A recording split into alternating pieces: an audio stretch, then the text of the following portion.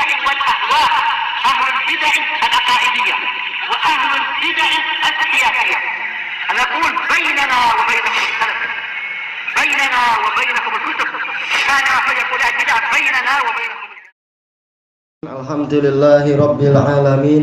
Ashhadu an la ilaha illallah wahdahu la syarika lah, wa ashhadu anna Muhammadan abduhu wa rasuluh. Allahumma sholli ala Muhammadin abdika wa rasulik wa ala alihi wa ashabihi ajma'in, amma ba'd. Kita masih di muka surat 118 dari permisalan-permisalan di dalam Al-Quran. Masih kalam Syekhuna Muhammad Yasin Al-Harari Asy-Syafi'i rahimahullahu ta'ala dalam tafsir beliau. Ini yang anak tunjukkan dulu tafsir berpuluh-puluh jilid itu. Ini orangnya, ini beliau. Paling bawah tuh. Sudah bertahun-tahun. Tafsir apa tuh? Hadaiqur Rauh war Raihan. Tafsirnya ini Syekh Muhammad Al-Harari Asy-Syafi'i. Sudah, beliau meninggal setahun yang lalu rahimahullah, Saudi. Di Mekah ya. Tayyib.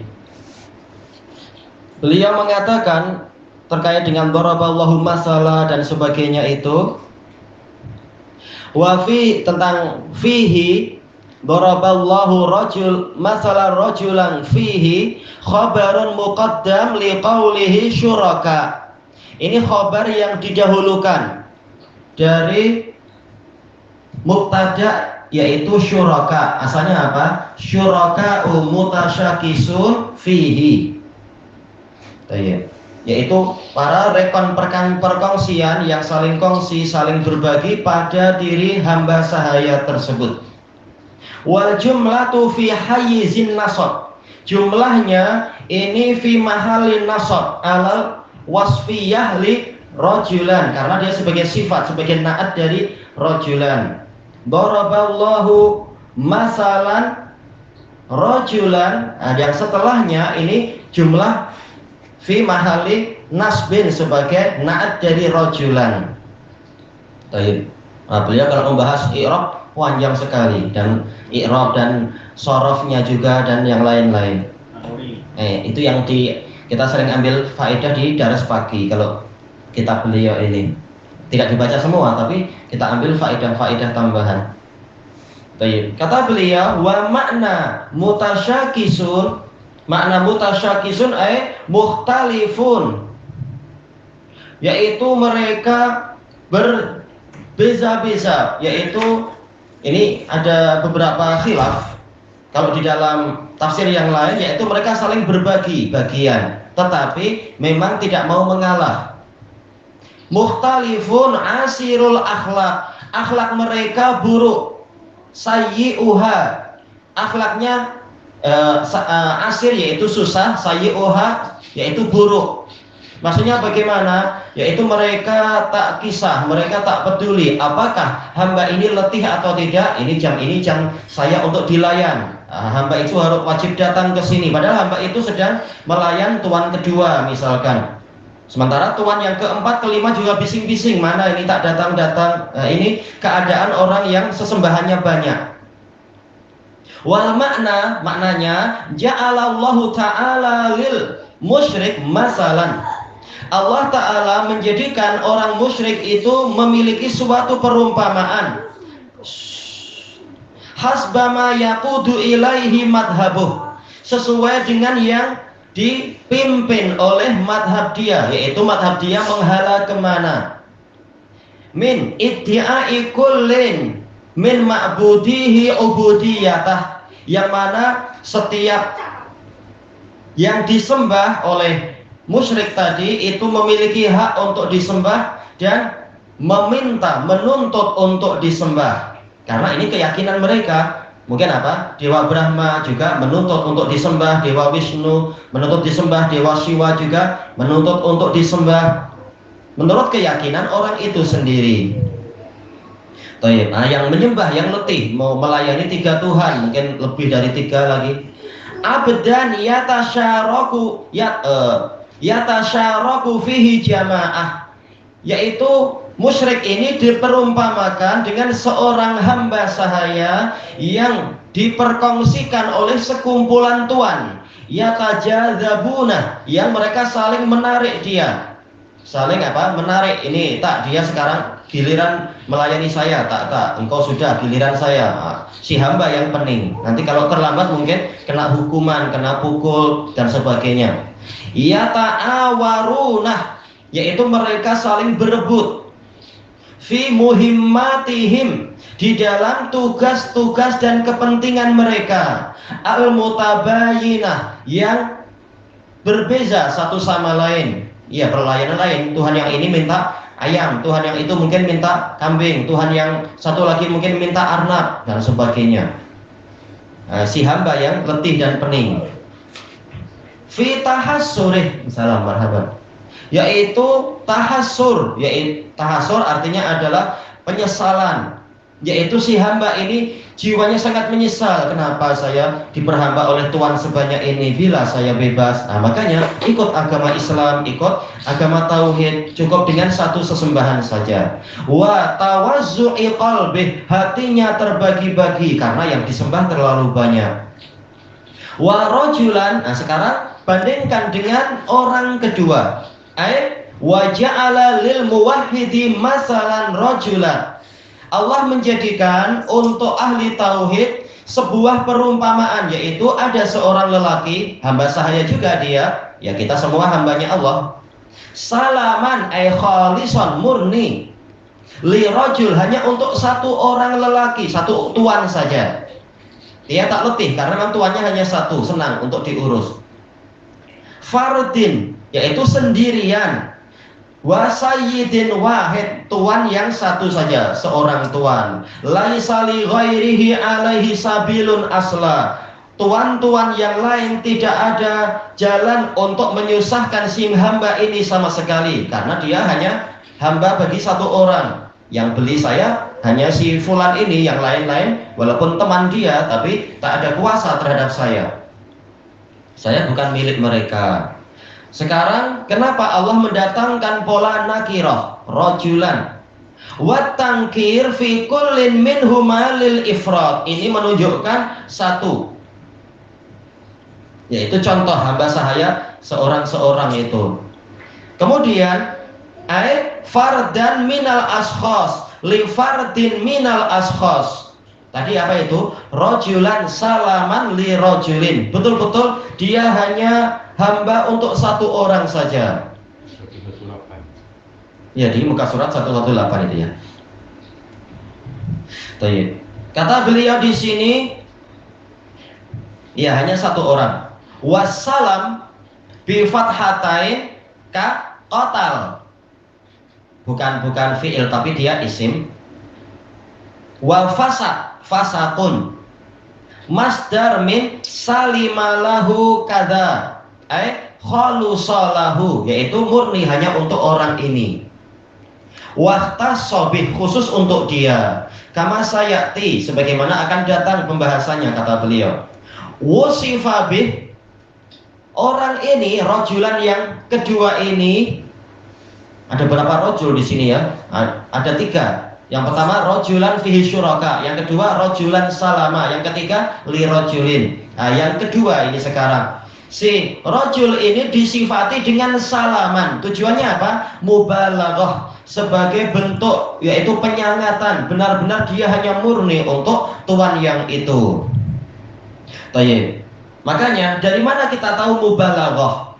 Ada sebagian ikhwah menanyakan kenapa kita tidak cukup dengan dalil Quran was sunnah, tak perlulah sibuk dengan kaidah. Nah, kalau tidak belajar kaidah, gimana kita akan paham Quran was sunnah? Bagaimana cara penerapannya? Seperti ini. Misalkan kita tak tahu kaidah balaghah, bagaimana kita tahu ada rahasia indah di balik kalam-kalam ini, yaitu mubalaghah, kesungguhan. Kalau dilihat dari tafsir perkata saja tak nampak pola mubalaghah. Tak nampak itu. Rajulan, seorang lelaki, salaman, murni. Dan itu aja. Terjemahan secara perkata, secara harfiah. Tetapi apabila kita belajar balaghah, dengan memahami kaidah-kaidah balaghiyah, kita akan tahu di balik lafaz salaman ini ada mubalaghah, yaitu penyangatan. Dari mana? Karena tadi kita tahu salaman ini sebagai apa? Na'at dari rojulan. Asal dari na'at itu adalah dengan apa? Isim fa'il atau isim maf'ul atau sifat musyabbahah. Ternyata sekarang na'atnya dengan masdar. Kaidah balaghah mengatakan na'at berupa masdar itu menunjukkan, demikian pula khobar berupa masdar itu menunjukkan penyangatan, yaitu bukan sekedar salim, tapi sangat salim, sangat murni hanya untuk orang ini. Sebagaimana dalam cerita Nabi Yusuf, waja'u ala qamisihi bidamin kadhib. Kadhib yaitu masdar, bukan kadhib, bukan isim fa'il. Untuk apa? Penyangatan, yaitu darah tadi sangat palsu, sangat dusta. Serigala yang tak salah apa-apa dalam kes ini tahu-tahu kena bully, dituduh memakan Nabi Yusuf dan sebagainya. Jadi ini sangat palsu. Hewan pun tak luput dari hoax, dari berita palsu. Oh, kasihan hewannya. Yakub pun tak kasyaf. Ya, Nabi Yakub kalau dalam cerita Israiliyat beliau tahu. Cuma beliau tidak ingin gaduh dengan anak-anaknya. Beliau sudah tua juga. Oh, Israiliyat dia tahu itu. Beliau tahu. Beliau mengatakan sejak bila serigala itu sangat bijak, dia membunuh anak itu dengan sampai berdarah-darah, tetapi bajunya selamat. Nah, beliau paham. Oh, tak betul ini. Tapi ada itu kenyataan. Wallahualam, tapi bukan mustahil. Israiliyat mungkin dibenarkan, mungkin tidak dibenarkan. Selama tidak bertentangan dengan syariat, itu tak masalah. Tapi dia menangis sampai buka mata. Ya jelas beliau menangis, beliau rindu sama anaknya. Anak buah hati belahan jantung jauh dari kita, jelas kita sedih, kita rindu dan seterusnya. Tapi dia Beliau sabar. Nah, kalau yang tak boleh belah, itu cerita si serigalanya pun masuk dalam kisah Israiliyat. Ketika Nabi Yakub dan dia yakin Nabi Yusuf masih hidup, nah, Nabi Yakub pergi ke lembah yang jauh, cari-cari anaknya, jangan-jangan disembunyikan di mana. Memang anaknya disembunyikan kan di dalam sumur itu. Nah, ketika beliau sampai di dekat hutan, di sebuah padang rumput dekat hutan, nah, dia jumpa serigala itu, serigala yang dituduhkan. Dia tanya, beliau Nabi, wahai serigala, betulkah ada cerita begini, engkau begini? Dia mengatakan, wallahi wahai Nabiullah, saya tak dosa apapun, saya baru datang dari negeri yang jauh. Di sini tahu-tahu saya kena tuduhan berita ini. Demi Allah wahai Nabiullah, saya tidak akan tinggal di negeri di mana nama saya diburuk-burukkan. Wah, serigalanya marah dia, marwahnya tercalar. Misalnya Israiliyat, ada tambahan macam itu. Ya tak tahu. Tak perlu disebut. Karena apa? Tidak perlu masuk. Untuk orang yang mukmin tak perlu sampai cerita blow up atau cerita yang apa itu gempa macam itu. Tapi Nabi Yakub tak tahu anak dia di kedudukan lokasinya, tidak tahu. Beliau tidak tahu. Karena ini perkara gaib. Allah hanya memberikan penjelasan bahwasanya Nabi Yakub tahu anaknya hidup. Cuma di mananya beliau tak tahu. Ini cabaran. Boleh aja. Cuma Nabi Yakub tidak memandang itu doruri untuk sampai ingin tahu dan bagaimana. Beliau tahu, beliau sadar ini Allah sedang menguji, ya, tak perlu beliau letih-letih menguji kesabarannya. Sisi pendalilan ini tadi apa? Yaitu na'at apabila didatangkan dengan pola masdar ini lil mubalaghah, yaitu penyangatan. Berarti di sini apa? Rajulan salama, yaitu sangat murni, hanya untuk satu tuan saja. Kata beliau sekarang, ka rajulin adil. Nah, ini yang dalam pembahasan mustalah seringnya, dan juga dalam pembahasan apa itu mahkamah. Kalau di dalam kitab-kitab, kenapa tidak dikatakan adil tapi adil? Masalahnya adalah ini bentuk mubalaghah. Kalau adil yaitu orang yang agamanya lurus. Tapi kalau adil itu masdar, yaitu sangat lurus. Baik. Seperti apa? Rajulun siqah. Asalnya apa? Mausuf, pakai isim maf'ul. Tapi kenapa didatangkan dengan pola masdar? Karena apa? Menunjukkan dia memang sangat terpercaya. Siqah. Baik. Nah, ini pelajaran balaghah di balik kalam-kalam ini. Kemudian saliman atau dzu salamah, atau kemungkinan kedua yaitu Masdar di sini ada mudhaf yang tersembunyi yaitu dzu. Rajulan za salamin misalkan. Salamin artinya salamatin. Karena memang ada dua tafsir di situ. Boleh jadi ada dzu, boleh jadi itu adalah lil mubalaghah. Enggak masalah. Makna yang pertama lebih mendalam yaitu sangat. Wahtisasin bih, dzuhtisasin bih, yaitu memiliki kekhususan dengan tuan itu. Tidak disibukkan dengan banyaknya tuan. Dia hanya punya satu. Warrajulu dzakarun min bani Adam. Nah, sekarang kalimat dalam Quran tadi rajulun ini jelas ma'ruf, lelaki dari bani Adam. Tapi bila dikatakan dia itu rajul, jawaza haddas shighar, yaitu mencapai batasan anak kecil. Berarti apa? Ya, dia sudah balik dan seterusnya. Wa takhsisur rajul. Nah, sekarang kenapa dikhususkan lafaz rajul bukan yang lain? Li'annahu antaqu wa afton, karena dia lebih mampu berbicara.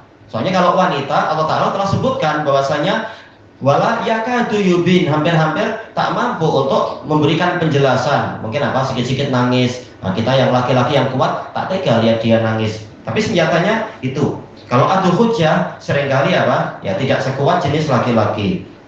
Afton, lebih cerdik, tidak senang ditipu. Baik, ini hukum asalnya bukan orang per orang. Wa a'rafu bima yajri alaih, dan dia lebih tahu tentang apa yang berlangsung pada dirinya minadzurri wan nafa, berupa bahaya dan manfaat, yaitu akalnya, hukum asalnya asal tidak dirusak, lebih mampu menimbang ini nanti bahaya atau tidak, lebih bermanfaat atau tidak, dan seterusnya. Li'annal mar'ata was-sabi, karena perempuan dan anak-anak qad yaghfalani an dzalik, terkadang mereka berdua lalai dari memperhatikan yang seperti ini. Makanya Allah menunjukkan apa? Untuk kali ini yang lebih mampu menilai memang jenis laki-laki. Tapi kenyataannya banyak juga yang sudah membaca Quran tak paham-paham juga, walaupun sudah diterjemahkan, sudah tafsir-tafsir juga banyak diterjemahkan. Tahu-tahu masih berbuat syirik juga, tak paham-paham. Ya ini di luar pembicaraan. Salah dia sendiri. Wal istifhamu fi qaulih, sekarang pertanyaan di dalam firman Allah Ta'ala, hal yastawiyan, apakah kedua orang tadi sama, kedua hamba sahaya tadi sama ataukah tidak? Lil ingkar, ini soal ingkari, yaitu maknanya adalah la yastawiyan, sebagaimana dijelaskan oleh Imam Ibnu Katsir rahimahullah. Kalau soal ingkari maknanya adalah nafi, berarti apa? Tidak mungkin sama. Tuan satu, sementara yang ini tuannya banyak, jelas letihnya berlipat-lipat, yang tuannya terlalu banyak. Ma yastawir rajulan, tidak sama dua orang tadi. Al-madhkuran, yang disebutkan itu, al-mushtarak wal muhtas, yang mana lelaki yang satu dia diperkongsikan oleh banyak tuan, sementara lelaki yang kedua dia khusus untuk satu tuan saja. Masalah hal yastawiyani, masalah min jihati sifati wal hal, yaitu dari sisi sifat dan keadaan, jelas perumpamaan keduanya itu tidak sama.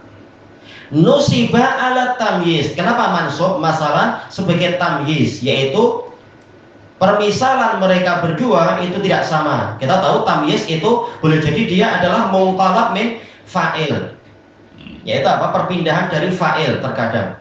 Nah, masalahnya itu tidak sama. Wal wihdah, sekarang kenapa tidak dikatakan masalah ini? Bukankah masing-masing itu ada permisalannya? Kenapa tahu-tahu Allah menjadikan itu sebagai satu permisalan, dibuat mufrad? Wal wihdah haitsu lam yakul masalain, kenapa tidak mengatakan masalain? Libayanil jins, untuk menjelaskan jenis. Walaupun ada dua permisalan di situ, tapi jenisnya sama, yaitu hamba sahaya yang sedang berurusan dengan tuan. Wa iradatih, untuk menjelaskan apa yang Allah inginkan, maka cukup satu permisalan. Fa ya'um, maka dia bersifat umum. Hal yastawi haluhuma wa sifatuhuma. Berarti makna ayat tadi apa? Apakah sama keadaan mereka berdua dan sifat mereka berdua? Yakni la yastawiyan. Berarti maknanya yaitu apa? Memang tidak sama. Selesai dari hatta iqur rauh war raihan. Ilahuna wallahu a'lam.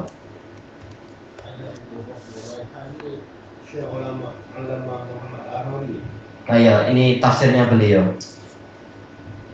Ini beliau Abu Raihan punya.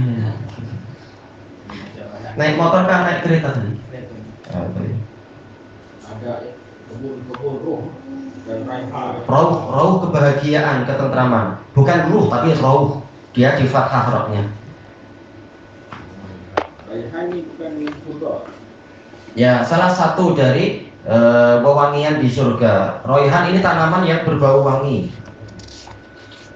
Nah, di Yaman selalu kalau Jumat pagi itu orang-orang sudah siap membawa bunga raihan itu. Nah, nanti kita diletakkan di sorban kah, diletakkan di baju kah. Iya, wangi dia. Macam bunga melur. Dia tanaman tinggi ini. Tapi bunga melur sampai Dia macam kemangi kalau di Jawa. Iya, Ya, di sini nggak tahu apa itu. dia berkembang dan semerbak atau Tapi dia pahit. Kalau kemangi ya tetap boleh untuk ulang-ulang ya. Enggak ulang.